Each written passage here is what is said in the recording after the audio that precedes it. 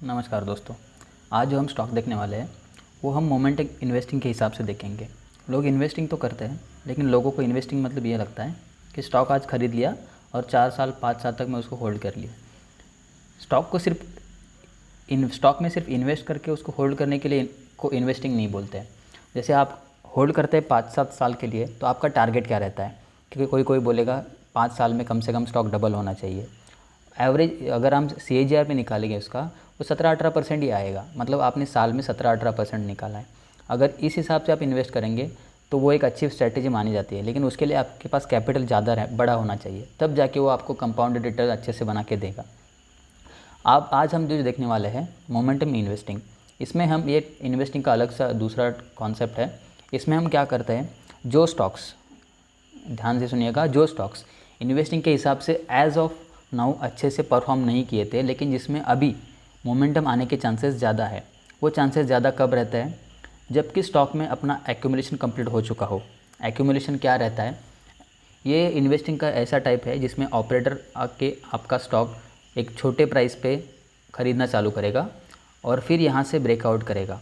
जहाँ ऑपरेटर अपना स्टॉक ख़रीद के यहाँ से लेके जाता है, ये वाला सेकंड फेज जो रहता है, ये अच्छा सा मोमेंटम दे देता है हमें। तो ये एक्यूमुलेशन कहाँ पे कंप्लीट हुआ है, ये हमें जानना होता है। ऐसे ये इन्वेस्टिंग को हम मोमेंटम इन्वेस्टिंग बोलते हैं। तो आइए देखते हैं ये स्टॉक में ऐसा कुछ हुआ है क्या, जो रीज़न से हमने चूज़ किया है वो रीज़न अंडरस्टैंड करते हैं कि क्यों ये स्टॉक हम खरीदना चाहते हैं। स्टॉक का नाम है कृष्णा डायग्नोस्टिक। ओके, स्टॉक को अगर हम सबसे पहले मंथली टाइम फ्रेम पे देखें, मंथली टाइम फ्रेम में stock RSI, monthly time frame में स्टॉक RSI एक बार 60 क्रॉस कर चुका था। जब स्टॉक ने अपना almost all time high touch किया है, उस टाइम पे 60 क्रॉस कर चुका था। उससे पहले स्टॉक ने कप हैंडल पैटर्न बना के उसका ब्रेकआउट दिया था। ये अच्छा लेवल था ब्रेकआउट का और प्राइस रिटेस्ट करने के लिए आया था। अब तक का ये स्टेटस है स्टॉक्स में। देखते हैं अभी वीकली टाइम फ्रेम में क्या हो रहा है। मोमेंटम इन्वेस्टिंग में जो भी हम स्टॉक सिलेक्ट करते हैं वो वीकली टाइम फ्रेम में चूज़ करना बेटर अपॉर्चुनिटी रहता है। तो स्टॉक जहाँ पे लिस्ट हुआ था वहाँ से स्टॉक ने अच्छे से करेक्शन दिया है और स्टॉक कंटिन्यूसली डाउन ट्रेंड में नीचे आ रहा था। यहाँ तक स्टॉक ने बॉटम बनाया और यहाँ पे जाके स्टॉक ने ट्रेंड चेंज करवा था और यहाँ से स्टॉक अप ट्रेंड में जाना चालू हुआ। अप ट्रेंड में देखते हैं, स्टॉक ने अप ट्रेंड जब बनाया है, स्टॉक में ये वाला रैली स्टार्ट हुआ था। नेक्स्ट जो लो बनेगा वो ये लो यहाँ से नीचे नहीं जाना चाहिए था। अब तक स्टॉक यहाँ पे आया और यहाँ से रिवर्स कर रहा है। अब यहाँ तक स्टॉक ने कप और हैंडल अच्छे से एक्यूमुलेशन कंप्लीट करके यहाँ से ब्रेकआउट दिया है। तो इसका ये मतलब है स्टॉक आगे बढ़ने के लिए अभी रेडी हुआ था। हमने एक तो स्टॉक यहाँ पे ख़रीदना था 805 लेवल पे। यहाँ से अच्छी सी रैली है, 800 से ऑलमोस्ट 1000 तक का स्टॉक गया हुआ था। 20-25% का रिटर्न अच्छे से दिया है स्टॉक ने। उसके बाद स्टॉक रिट्रेस कर रहा है। अब रिट्रेसमेंट में हम कहाँ पे ख़रीद सकते हैं? जब भी कप हैंडल पैटर्न बनता है, जो लास्ट बायर है वो हैंडल का जो बॉटम है वो डिफेंड करना चाहिए। मतलब इसके प्राइस नीचे नहीं जाना चाहिए था। कप ये था, ये हैंडल था, हैंडल का जो लो था ये बायर ने डिफेंड करना चाहिए। इसके नीचे अगर जाता है तो ये कप हैंडल फेल हो जाएगा।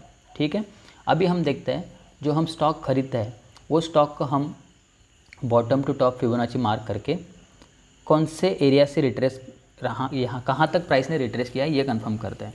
ये बॉटम था स्टॉक का, ये स्टॉक का हाई बना है।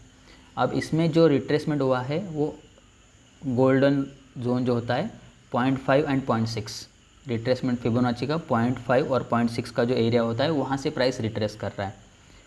ठीक है, अब रिट्रेस करते टाइम प्राइस ने और क्या किया है, एक ट्रेंड लाइन आ रहा था। जब भी देखिए प्राइस जब भी ऊपर जाता है नीचे आता है, कभी भी स्टॉक ऐसे वर्क नहीं करेगा। अप ट्रेंड मतलब ये अप ट्रेंड नहीं होता है सिर्फ, अप ट्रेंड मतलब इसमें इसके अंदर भी छोटे छोटे ट्रेंड होता है। ये भी छोटा छोटा डाउन ट्रेंड रहता है, ये भी छोटा छोटा अप ट्रेंड में ऐसा रहता है। तो यहाँ पे हम स्टॉक खरीदने की कोशिश करेंगे जब भी ट्रेंड रिवर्स हो जाएगा। Major impulse move, retracement, retracement के बाद जब स्टॉक ऊपर चढ़ना चाहेगा यहाँ पे हम बाइंग के लिए कोशिश करेंगे। और अभी हम सेम लेवल पे ही बाय उसको करने के लिए देख रहे हैं। तो अभी देखिए जैसे कि ये इम्पल्स मूव था, ये इम्पल्स मूव आया, ये रिट्रेसमेंट आया, रिट्रेसमेंट में उसने छोटे छोटे डाउन ट्रेंड दिया है। वापस से इम्पल्स मूव आया और रिट्रेसमेंट में छोटा छोटा डाउन ट्रेंड दिया है। अब ये जाके डाउन ट्रेंड चेंज कर रहा है। हमें इसमें बॉटम में कुछ अपॉर्चुनिटी तो नहीं दिया इसने खरीदने का, लेकिन अभी ये अच्छे से एक मेजर लेवल पे यहाँ पे ब्रेकआउट दे चुका है। और जहाँ तक वॉल्यूम का सवाल है, आज ये 2 दिनों के जो कैंडल्स है वो ये हमें दिखाता है कि यहाँ से बायर ने अपना प्राइस कंफर्म किया है कि मैं यहाँ से प्राइस और आके लेके जाऊँगा। ये हम किस बेसिस पे बोल सकते हैं? अभी ये तो एरिया कंफर्म है कि यहाँ पे बाइंग क्यों आया है, फिबोनाची का जोन था। इसके अलावा और कुछ बाइंग का जोन था क्या? क्योंकि जब प्राइस ने कब बनाया था, यहाँ से बाइंग यहाँ तक गया, कब भी जो बना था उस टाइम पे वो भी 50-60 का बॉक्स था, उसमें प्राइस आके यहाँ से ऊपर गया है, वापस बायर यहाँ पे आया है, 50-60 जोन में आया है। अब जब वापस बायर यहाँ पे आया है, आप वॉल्यूम भी देख सकते हैं, सारे एरिया में यहाँ पे वॉल्यूम सबसे ज़्यादा एक्टिविटी हुई है। वो एरिया में मार्क करूँगा, यहाँ से यहाँ तक ये वॉल्यूम एक्टिविटी सबसे ज़्यादा हुई है। अब इसी एरिया में वापस जब प्राइस आया तो ये देखिए, ये दोनों बॉक्स एक जगह पे ही कोइंसाइड हो रहा है, ये वाला 50-60 का और ये वाला वॉल्यूम बाइंग का, और उसी एरिया में बाइंग काफ़ी स्ट्रांग हो रही है। यहाँ से अगर देखें, जब प्राइस डाउन ट्रेंड में वहाँ पे आई थी, यहाँ से प्राइस ने सडनली 17% का मूव दिया है। नेक्स्ट टाइम जब भी आई है, वापस से 15-17% का मूव दिया है प्राइस ने। और जब ये वाले जोन में आई 0.50-60 बॉक्स, यहाँ पे अच्छे से बाइंग होना चाहिए था, यहाँ पे बाइंग हुआ भी है। देखिए, भले ही कैंडल्स रेड है, लेकिन ये जो एरिया है बायर का है, तो ये बाइंग के कैंडल्स होते हैं। मैंने अपने प्रीवियस वीडियोस में ये एक्सप्लेन भी किया हुआ है। तो अब जाके ट्रेंड लाइन का ब्रेकआउट देके प्राइस ने ये वाले जोन के ऊपर प्राइस चली गई है।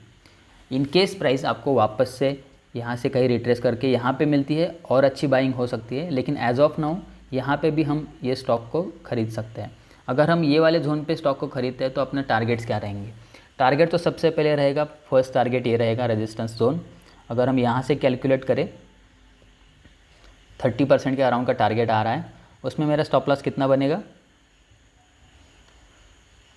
इसके नीचे नहीं जाना चाहिए, 15-17% का स्टॉप लॉस बनेगा। लेकिन मैं मोमेंटम इन्वेस्टिंग के हिसाब से देख रहा हूँ, ये ट्रेडिंग के हिसाब से हुआ 30% टारगेट वाला, लेकिन अगर मैं इन्वेस्टिंग के हिसाब से देख रहा हूँ तो इसके टारगेट्स जो है वो ऑलमोस्ट 1500 तक के है। तो अगर यहाँ से मैं कैलकुलेट करता हूँ, ऑलमोस्ट 80-90%, 85% का फर्स्ट टारगेट आएगा। उसके भी आगे अगर, क्योंकि अगर वहाँ तक प्राइस क्रॉस जाता है, ये वाला रेजिस्टेंस अगर क्रॉस करता है, तो ये बड़े टाइम फ्रेम पे कर्व हैंडल का भी ब्रेकआउट हो जाएगा। तो ये स्टॉक एक्यूमुलेशन से अगर निकल गया तो ये अच्छी खासी रैली 2 गुना 3 गुना दे सकता है। और इसके लिए ज़्यादा टाइम भी नहीं चाहिए होता है, 2-3 साल बोल रहा हूँ मैं, क्योंकि लोग इन्वेस्टमेंट ये सोचते हैं कि 5 से 10 साल में पकड़ के रखूँगा एक स्टॉक और वो 2-3 गुना हो जाएगा। ये नहीं करना है हमें। ऐसा स्टॉक हमें पकड़ना है जो अभी भागने के लिए रेडी है।